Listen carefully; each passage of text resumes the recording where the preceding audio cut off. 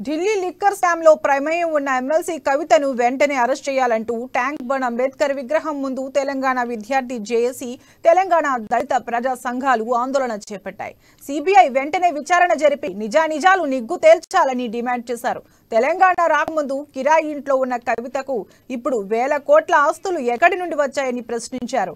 కవితను అరెస్ట్ చేయకపోతే ప్రజా సంఘాల ఆధ్వర్యంలో ఆమె ఇంటిని ముట్టడిస్తామని తెలంగాణ విద్యార్థి జేఏసీ హెచ్చరించింది.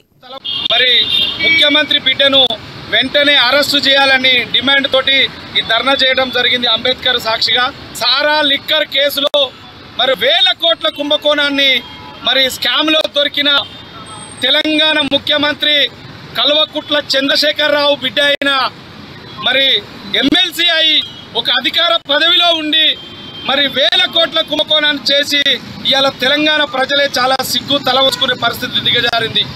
పెడితే ఇవాళ దళిత బంధు లేదు, డబుల్ బెడ్రూమ్ ఇల్లు లేవు, అదేవిధంగా 3 ఎకరాల భూమి లేదు, ఇవాళ ఏది లేకుండా ఉద్యోగ నోటిఫికేషన్లు లేవు, ఏమి లేకుండా ఇలా వేల కోట్లు బిడ్డకిచ్చి దుబాయ్లో ఒక ఇల్లు కట్టింది.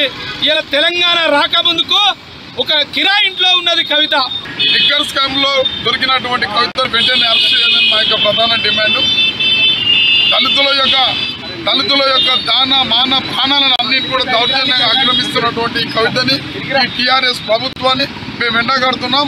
ఎందుకంటే కేవలం మేము ఎడ్యుకేషన్ సెల్ విద్యార్థులకు నిధులు నియామకాలు ప్రతి ఒక్కరు కూడా ఉద్యోగాలు ఇస్తారని, దళితులకు 3 ఎకరాల భూమి ఇస్తారని, దళితుల్ని సీఎం చేస్తారని చెప్పిన డబుల్ బెడ్రూమ్ ఇస్తారని చెప్పి దళితులకు ఇప్పుడు వచ్చినటువంటి ఏ స్కీములు కూడా కేవలం